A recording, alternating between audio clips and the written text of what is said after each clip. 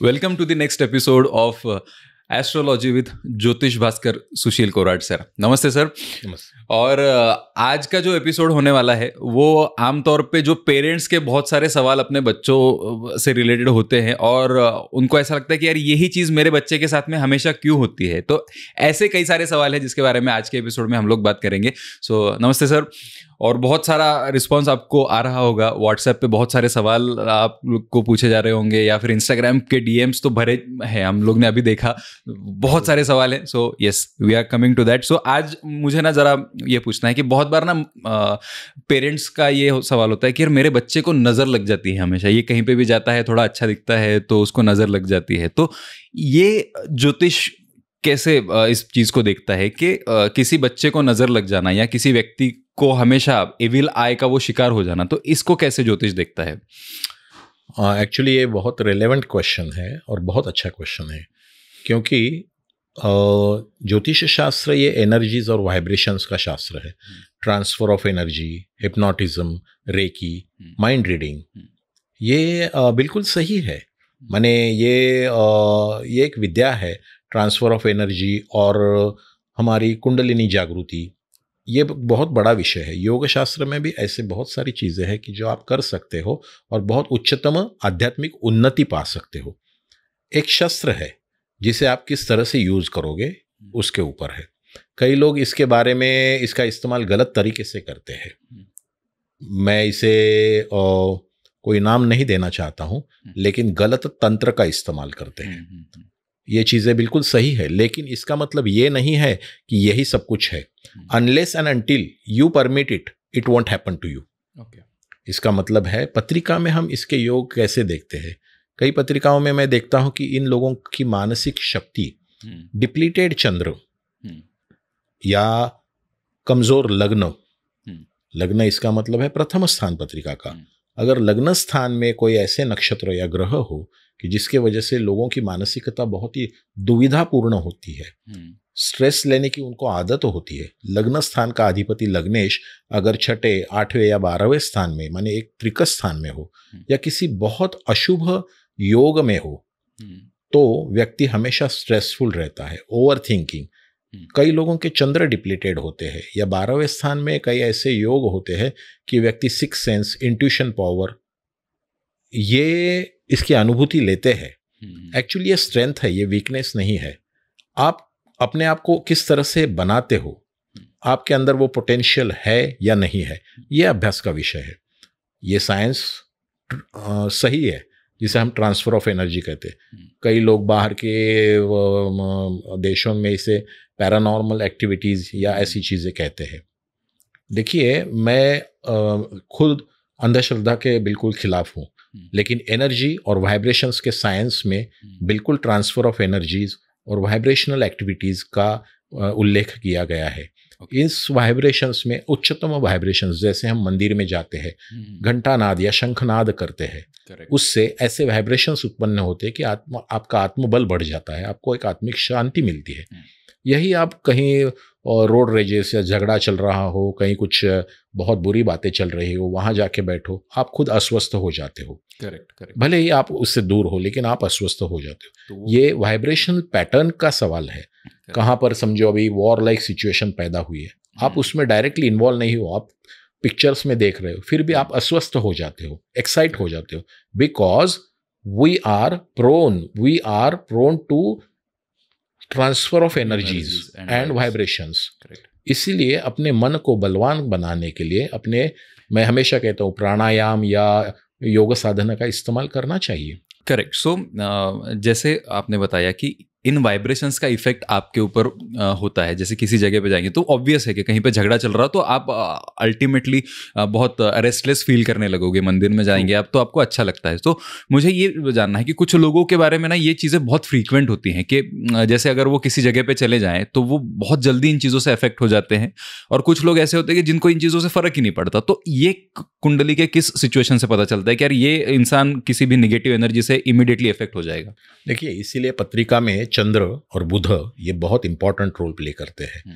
चंद्र अगर केतु के साथ में हो तो व्यक्ति हमेशा मानसिक दृष्टया अध्यात्म की ओर भी बढ़ सकता है, या सिक्स सेंस इंट्यूशन पावर की ओर भी बढ़ सकता है, या स्ट्रेसफुल भी महसूस करता है। बुध और केतु ये समीकरण, और वक्री बुध और केतु ये समीकरण आ गया तो इस तरह के, जिसे शब्द है सिर्फ मैं बताता हूँ शास्त्र में, जिसे पिशाच बाधा कहते हैं, भूत बाधा कहते हैं, इस तरह के इम्पैक्ट में आ जाता है कि जिसे स्ट्रेसफुल कहते हैं, कंफ्यूजिंग स्टेट ऑफ माइंड कहते हैं। बुध राहु, बुध केतु, बुध ये ब्रेन का कारक है, बुद्धिमत्ता का कारक है। अगर बुध का और केतु का जो समीकरण बन गया और उस पर अगर सैटर्न या मैं कहता हूँ वक्री हर्षल ऐसे कुछ समीकरण आ गया, नेपच्यून ये जो जल तत्व का कारक ग्रह है, अगर वो नेपच्यून डिप्लीटेड हो या 12वें स्थान में हो, अष्टम स्थान में हो, तृतीय स्थान में हो, तो व्यक्ति एक तो अध्यात्म की ओर भी बढ़ सकता है, दूसरी ओर सिक्स सेंस या इंट्यूशन पावर की ओर भी बढ़ता है। मैं हमेशा कहता हूँ ये शस्त्र है, इसे आप किस तरह से यूज करते हो।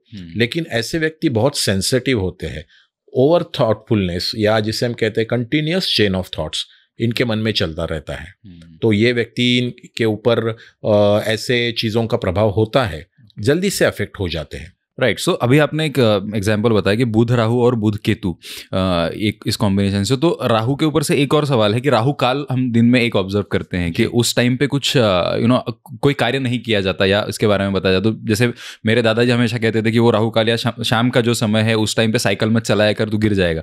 तो ये क्या चीज़ है इसकी? नहीं, देखिए राहु काल राहु ये इंटरसेक्टिंग पॉइंट है, राहु और केतु। राहु काल ये हर एक दिन में तकरीबन 2 घंटे का होता है। इस दौरान सृष्टि में अल्ट्रावायलेट रेज का परिणाम ज्यादा होता है, ओवरऑल पूर्ण सृष्टि पर अल्ट्रावायलेट रेज का। इससे क्या होता है, एनर्जी डिप्लीट होता है। इस वक्त हम शुभ कार्य क्यों नहीं करते, क्योंकि उस वक्त हमें एक प्रकार का जड़त्व या निगेटिव फीलिंग महसूस होता है। इसीलिए राहु काल हर दिन में 2 घंटे तक होता है, इसीलिए शुभ कार्य पर्टिकुलरली इस टाइम पे अवॉइड करते हैं। ओके जी। तो इसके बाद और एक सवाल मेरा था कि जैसे कुछ वक्त होता है, जैसे राहु काल के बारे में आपने बताया कि ये शाम का वक्त है, तो बहुत बार ना हमारे यहाँ पे एक धारणा है कि या तो दोपहर के टाइम पे या तो फिर लेट नाइट कुछ काम नहीं करना चाहिए या घर से बाहर नहीं निकलना चाहिए, उस टाइम पे नेगेटिव वाइब्रेशंस और एनर्जीज होती है। तो इसको ज्योतिष कैसे देखता है? देखो, सूर्य ये शरीर के आत्मा, तेज और ऊर्जा का कारक है, जिसे प्रतिकार शक्ति भी कहते हैं। जिनका सूर्य बहुत उच्च होता है उनको ऐसी चीजों से कुछ फर्क नहीं पड़ता है। जहां तक चंद्र का सवाल है, चंद्र का सीधा इफेक्ट सृष्टि के पानी पर होता है, समुद्र के पानी पर होता है, सृष्टि के पानी पर होता है, हमारे शरीर के जल पर भी चंद्र का इफेक्ट होता है। जब चंद्र के, और इसी से चंद्र से अवकड़ा चक्र बनता है। चंद्र से मन की एक्टिविटीज या हमारे मन पर स्ट्रेस आना, ये चीजें शाम के वक्त जब सूर्य अस्त होता है तब ज्यादा होती है। इसीलिए हमारे यहाँ पे संध्या माने, जिसे हम कहते हैं कि शाम के वक्त दिया जलाना, उस ज्योत को आवाहन करना और हमारे शरीर में ग्रहण करना, इसका ये साइंटिफिक रीजन है। सूर्य डिप्लीट हो जाता है या सूर्य अस्त हो जाता है, इसीलिए जब ये एक्टिविटीज बढ़ जाती है, चंद्र से अफेक्ट होता है मन पर। और चंद्र पूर्णिमा और अमावस्या के दरमियान हमारे शरीर में जल का, भावनाओं का, जिसे कहते हैं थोड़ा सा वोलेटिलिटी या उलट पुलट हो जाती है। इसीलिए हम देखते हैं कि साइकोसोमेटिक डिसीजेस या कई, जिसे हम एक्चुअली लूनर एक्टिविटीज या लूनेटिक डिसीजेस कहते हैं, ये चंद्र से बनती है। इसीलिए वो शाम के तरफ वक्त होती है।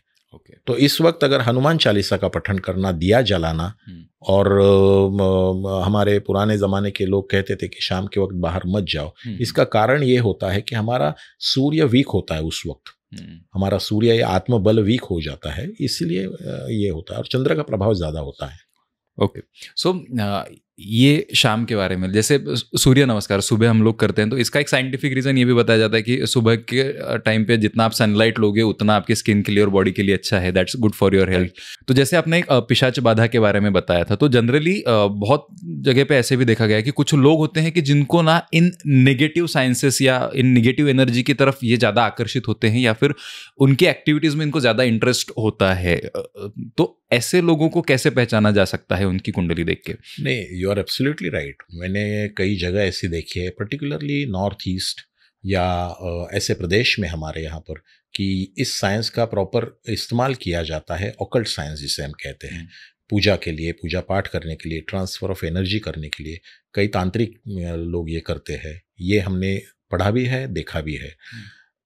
ऑफ कोर्स इसका इस्तेमाल आप किस तरह से करते हो इस पर सब निर्भर होता है। ऐसे ही शक्तियाँ क्या आपके अंदर है कि जब आप एनर्जी पर काम कर सकते हो? Yes, we all are made up of energies. Energies are made up of consciousness, and consciousness is again that is awareness, साक्षी होना। जब आप उस सृष्टि को साक्षी बन के, अवेयर बन के अपना जीवन जीने लगते हो, तो आप ऐसी जिसे मैनिफेस्टेशन भी कहते हैं, इसका पॉजिटिव वे है manifestation. The universe is trying to talk to you by way of manifestation. That is, आप कई बार ऐसे नंबर्स देखते हो 1111, एक ही नंबर बार बार देखते हो, या एक ही घटना आपको बार बार हुई ऐसा महसूस होता है। ये कोई संयोग है क्या? नहीं। The universe is trying to talk to you by way of energies. Only thing you have to understand it. ऐसे जो लोग होते हैं पर्टिकुलरली, वो ऐसे शास्त्र में पारंगत होते हैं कि जो इस भाषा को समझते हैं। ऐसी भाषा हम जानवरों में ज्यादा देखते हैं कि वो समझते हैं। मैंने पहले अगर कोई घटना घटित होने वाली होती है तो डॉग्स और इनको पहले पता चलता है, नॉइसेस करने लगते हैं। ऑफ कोर्स जिन लोगों के पत्रिका में केतु का प्रभाव होता है, उनको जानवरों से बहुत प्यार होता है, उनके घर में जानवर जरूर होते हैं। ओके। तो मैंने तो इससे आगे ये कहूँगा कि कई बार घर में अगर कोई निगेटिविटी आई तो पहले वो डॉग या कैट्स या जो भी हमारे घर में जो हमारे पेट्स है उनको पहले सेंस होता है। ये six sense.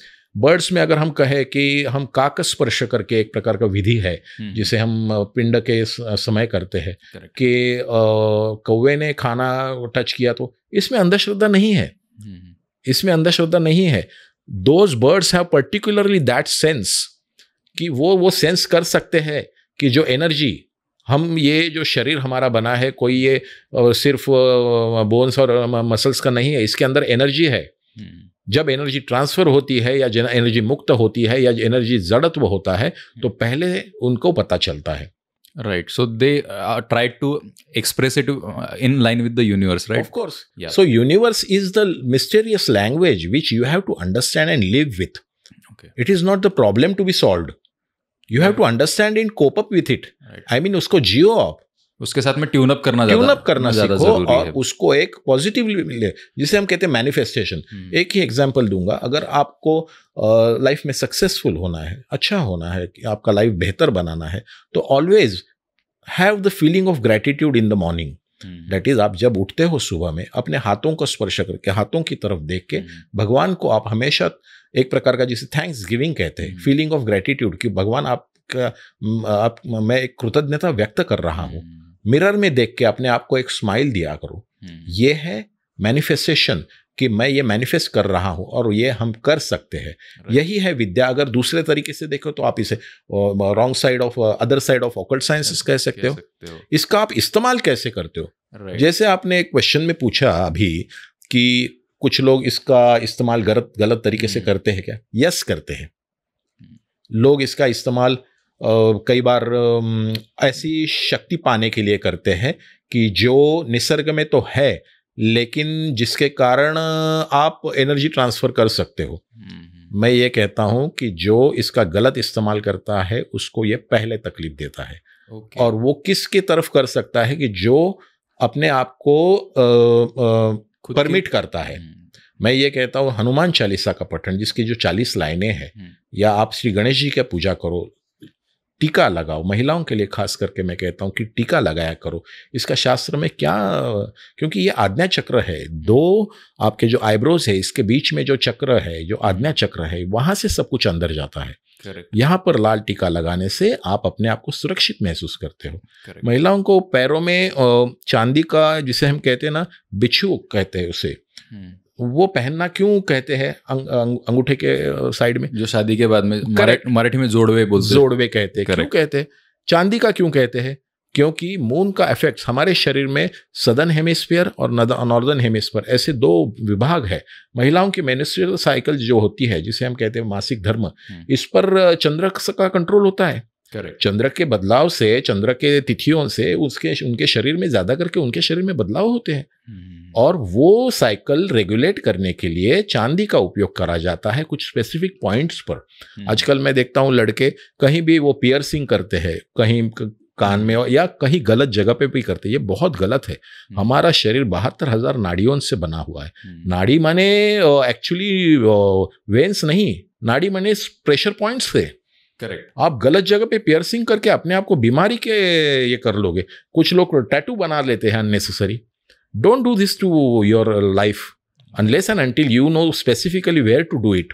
So basically you are by your own you are calling the problems for yourself, right?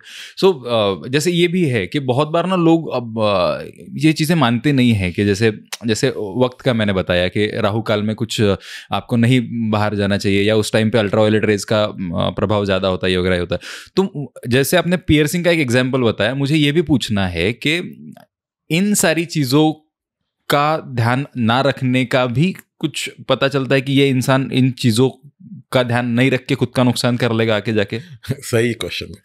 क्या होता है, लग्न स्थान में अगर ऐसे कुछ ग्रह हो, जैसे वक्री हर्षल हो, लग्न स्थान में वक्री गुरु हो, सुनते ही नहीं ये लोग। नहीं, मैं करूंगा, मैं सिर्फ मेरी सुनूंगा, कुछ नहीं होता है, मैं नहीं, ठीक है कुछ नहीं होता है, करो, देन डोंट आस्क जी हम करें कसो कायदा। But what you are doing is against the nature. We are not saying you to do any चमत्कार and जादू टोना. I am telling you to go along with nature, man. So मेरा ये कहना है कि निसर्ग से डरो, निसर्ग के साथ खिलवाड़ कभी नहीं करना चाहिए। अगर शाम के वक्त घर में महिलाओं को कहते हैं कि घर के बाहर मत जाओ, तो उसका कुछ कारण है।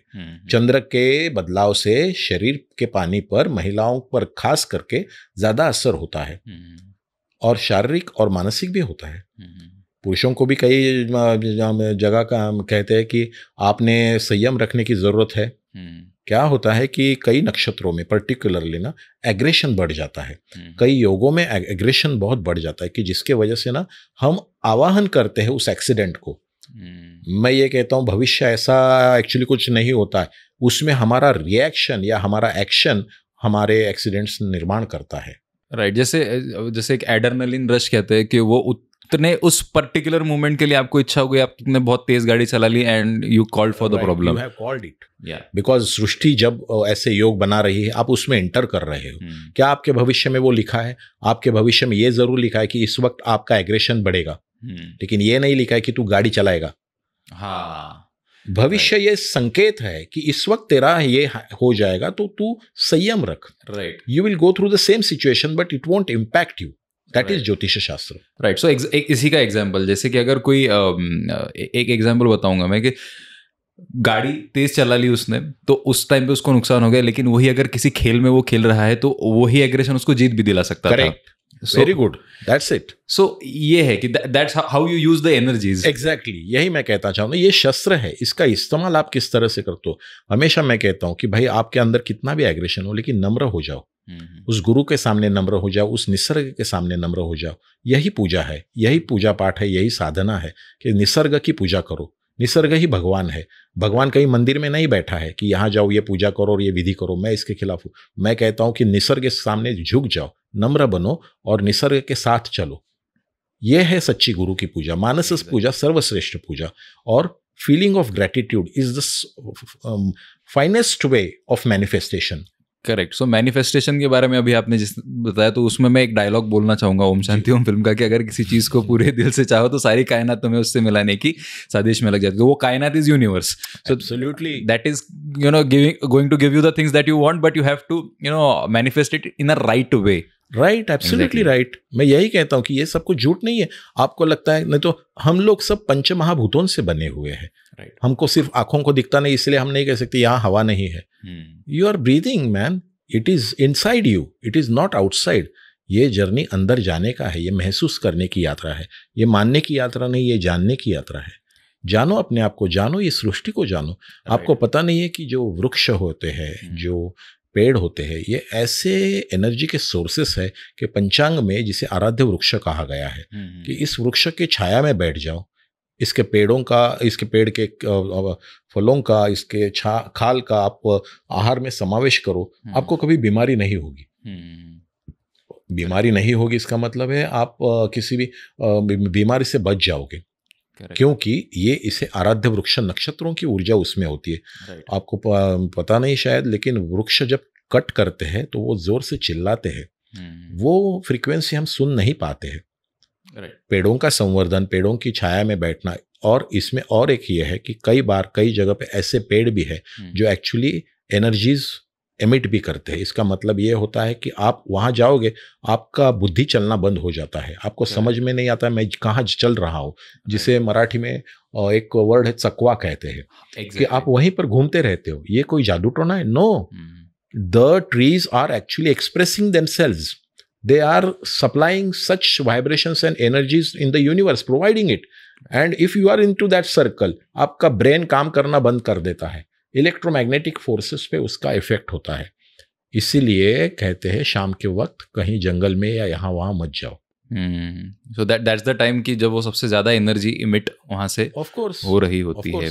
सो यही चीज़ मुझे एक और पूछना है कि जैसे पॉजिटिव वाइब्स के बारे में आपने स्टार्टिंग में बताया था कि मंदिर में जाने के बाद में जैसे घंटानाद होता है या फिर शंखनाद होता है, तो ये पॉजिटिव वाइब्स के बारे में जैसे सिर्फ भारतीय शास्त्र में ही नहीं, बाकी देशों में if you have listen to that wind chimes के कुछ वो पाइप्स होते हैं जो बहुत स्वीट साउंड करते हैं, so that's also way of getting the positive energy. So मुझे ये जानना है कि इन पॉजिटिव एनर्जीज को आत्मसात या उसको पहचानना, कुछ लोगों को होता है ना कि किसी जगह पे जाएंगे तो उनको वो वाइब समझ में आ जाता है बहुत पहले कि यार ये जगह अच्छी है या फिर ये जगह खराब है। तो ये जो इंट्यूशन आता है किसी इंसान को या जो सिक्स सेंस आता है, ये कैसे पता चलता है कि किसी इंसान का सिक्स सेंस अच्छा होगा? पत्रिका से इसका पता चलता है। पत्रिका में 8वें स्थान में अगर नेपच्यून हो, 8वें स्थान में केतु हो, 8वें स्थान में गुरु हो, या 12वें स्थान में नेपच्यून, केतु, गुरु, या तृतीय स्थान में हो, तो ऐसे व्यक्ति बहुत उच्च आध्यात्मिक अनुभूति रखते हैं, जिसे हम संत कहते हैं। कई लोगों को इनको वो साइट, वो नॉलेज और वो सेंस रहता है जो एनर्जी से इनको सपने आते हैं, जिनको पहले ही पता चलता है कि आगे क्या होने वाला है। हम इसको प्रूव नहीं कर सकते, लेकिन ये इंट्यूशन पावर या कई जगह जाने से वो उनको महसूस होता है कि यहाँ पर जड़त्व बहुत है। सृष्टि में क्या है, ग्रेविटेशनल फोर्सेस और एनर्जीज और वाइब्रेशंस का ये सब खेल है। कई जगह पे हेवी वाइब्रेशंस होते हैं, वहाँ पर मन नहीं लगता है, कई जगह पे कॉन्सेंट्रेशन होता ही नहीं है। इसका कारण ये होता है कि उस जगह का टोपोग्राफी या ज्योग्राफिकल रचना इस तरह से होता है कि वहाँ पे ग्रेविटेशनल फोर्सेस और सृष्टि के एनर्जीज का कॉम्बिनेशन बिगड़ा हुआ है। हम कहते हैं ना कि आजकल वास्तुशास्त्र का बहुत सुनते हैं हम, ये जी, वास्तुशास्त्र ये बहुत प्राचीन और बहुत परफेक्ट शास्त्र है। ऑफ कोर्स आजकल के ज़माने में जो चल रहा है मैं उसके बारे में नहीं बात करूँगा, लेकिन वास्तु ये सिर्फ पत्थर या सीमेंट इससे बनी नहीं होती है।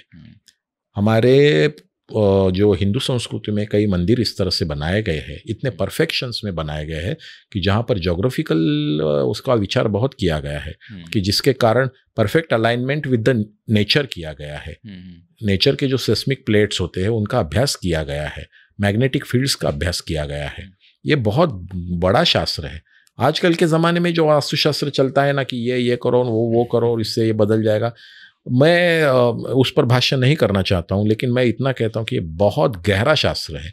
इसको समझना चाहिए।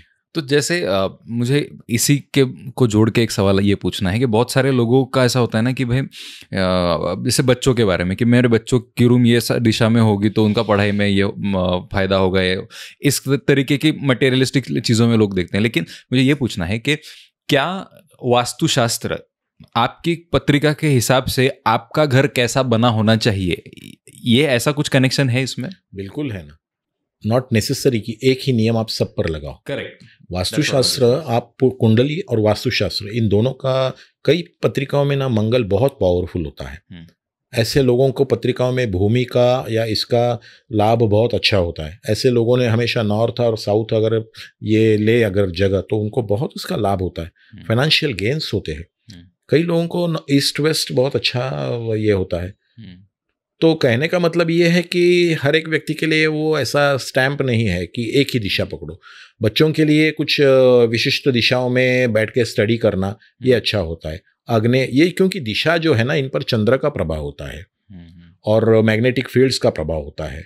तो इसीलिए पर्टिकुलर दिशा में सिर रखकर सोना या पर्टिकुलर दिशा में बैठ के आप नामस्मरण या चैंटिंग या भगवान का नामस्मरण करो, तो ये अच्छा होता है स्टूडेंट्स के लिए। कई बार कंसंट्रेशन के लिए पर्टिकुलरली विशिष्ट कोने में बैठने से उनको अच्छा ये लाभ मिलता है।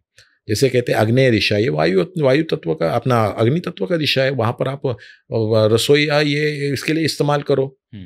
समझे ना, जिसमें तत्व है ना उससे दिशा बनी हुई है, और इसका इस्तेमाल करेक्ट वे से जानना बहुत जरूरी है। करेक्टली। सो जैसे अग्नि तत्व की दिशा में अगर आप खाना बनाएंगे तो वो ज्यादा सही रहेगा, राइट।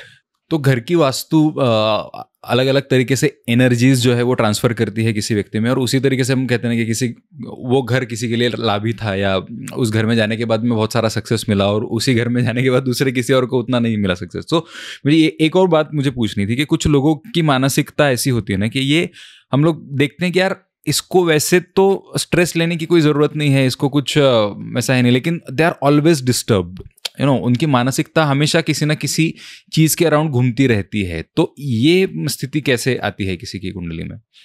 हाँ, यही मैं कहना चाहता हूँ कि ना सिर्फ आप वास्तु पर दोष दो, वास्तु पे ये है, वास्तु पे ये है, सर आप हमारी वास्तु देखो, ये है। देखो क्या है पत्रिका में, how you think, how you behave, it depends upon your moon and the लग्न। आपकी पत्रिका में अगर ऐसे योग है तो आप हमेशा ना over thinking, wrong thinking, stressful thinking या रिएक्शंस, मैं ये कहना चाहता हूँ पहले अपने आप पर काम करो। करेक्ट। पहले अपने आप पर काम करो और वास्तु को बाद में देखो। ठीक है, वास्तु में आप कई बातें ऐसी होती है कि गलत जगह पे कंस्ट्रक्शन किया है, रॉन्ग तरीके से कंस्ट्रक्शन किया है, तो तकलीफें होती है, मैं मानता हूँ। लेकिन वास्तु इनवाइट्स यू, ये मैं कहता हूँ कि आप उस जगह पे जाके एंटर होते हो क्योंकि आप उस एनर्जी को अट्रैक्ट करते हो। We all are made up of energy circles, so clear your energies, अपने आप की एनर्जी सुधारने की कोशिश करो। और इसीलिए गणेश जी की पूजा, सत्यनारायण की पूजा, ये करने से वास्तु के दोष भी कम होना स्टार्ट हो जाते हैं। या अपने पत्रिका में अगर डिप्लीटेड चंद्र हो, डिप्लीटेड लग्न हो, तो उसके ऊपर काम करो, जिसे हम कहते हैं मेडिटेशन, प्राणायाम। और best way is to that is feeling of gratitude every time, साक्षी होने की कोशिश करो। इसके लिए फिर से साधना की जरूरी है।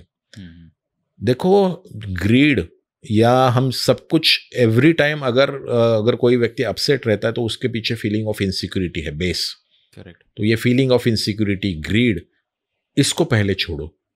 अपने आप को आप बलवान महसूस करोगे, सृष्टि आपको वो जरूर देगी अगर आप अपने आप को उस तरह से बनाओ। अपने आप को इस तरह से बनाने के लिए पहले खाली करो, अपने आप को जीरो बन जाओ और उस शक्ति की आराधना करो bye way of thanks giving. पहले दो, फिर वो एबंडेंस में आएगा। करेक्ट। तो निगेटिव माइंडसेट रखना, ये है वो है, ठीक है, नो प्रॉब्लम, बट अभी इसी क्षण से शुरुआत करो। So staying grateful is right, and staying in present moment, right, going inside. बाहर कोई उपाय ढूंढने के बजाय अपने आप पर काम करो, साक्षी हो जाओ, नम्र हो जाओ और निसर्ग पर प्रेम करो, भगवान पर प्रेम करो, भगवान से डरो मत। तो अपना लाइफ आप बहुत अच्छा बना सकते हो। तो I think I have tried to get the answers of most of your questions, but इसके अलावा भी अगर आपके दिलों में कुछ सवाल हैं जिनके जवाब आप जानना चाहते हैं तो ज्योतिष भास्कर सुशील कोराड सर से आप संपर्क कर सकते हैं। डिस्क्रिप्शन में दिए गए लिंक पर क्लिक करके आप सर को आपके सवाल जो हैं वो ज़रूर भेज सकते हैं। और यस सर, मेरे पास में और भी बहुत सारे सवाल हैं तो इनके बारे में हम लोग बात करेंगे आने वाले एपिसोड्स में। And thank you so much sir for clearing our doubts. तब तक अगर आप ये वीडियो पहली बार देख रहे हैं, इस चैनल पे आप पहली बार आए हैं, तो सब्सक्राइब करके ज़रूर जाइए और आपके फ्रेंड्स के साथ में भी ज़रूर इसे शेयर कीजिए। Thank you so much. Keep loving, keep following, keep subscribing. Thank you.